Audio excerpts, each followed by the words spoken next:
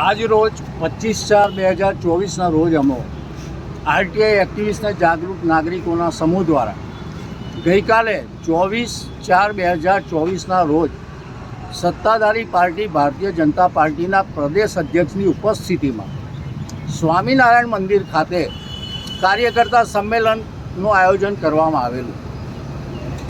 આચારસંહિતાના નિયમ પ્રમાણે જોવા જઈએ તો ચૂંટણીના કામમાં કોઈ બી ધાર્મિક સ્થળનો ઉપયોગ કરવો જોઈએ નહીં, એવી અમારી પાસે નિયમોની નકલો હતી. એના આધારે આજરોજ આ લોકોને જે એક અહંકાર આવી ગયો છે કે અમે ગમે તે કરી શકીએ છીએ. અગાઉ બી તમે જોયું હશે કે પીડબ્લ્યુડી કચેરીની સામે ભારતીય જનતા પાર્ટીએ કાર્યાલય ખોલેલું. કાર્યાલય ખોલે એમાં કોઈને વાંધો ના હોઈ શકે, લોકશાહી છે, દરેકને અધિકાર છે.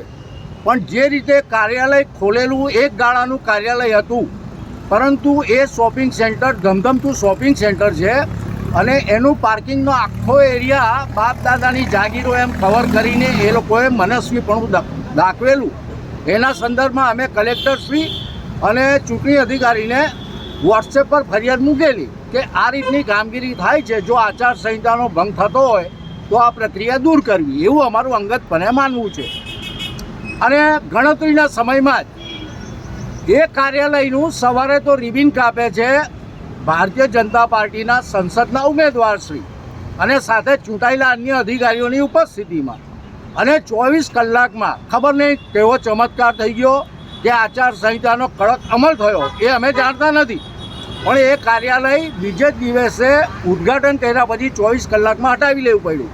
અમે એવું માનીએ છીએ કે કોઈ બી જાગૃત નાગરિક આવું કંઈ પણ ગેરકાયદેસર પ્રવૃત્તિ દેખાય અને જો એની રજૂઆત કરતા થશે તો ચોક્કસપણે આની ઉપર બ્રેક લાગે.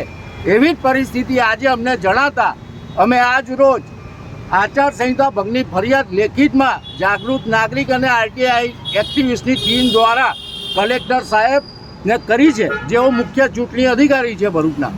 અને તેઓએ આશ્વાસન આપ્યું છે કે અમે આની તપાસ કરીને કાયદેસરની જે કરવાપાત્ર કામગીરી કરીશું. એટલે અમે આજરોજ એમને સુપ્રત કર્યું છે. હવે જોઈએ છે કે સમયમાં કઈ રીતના પગલાં ભરાય છે. અસ્તુ ભારત માતા કી જય.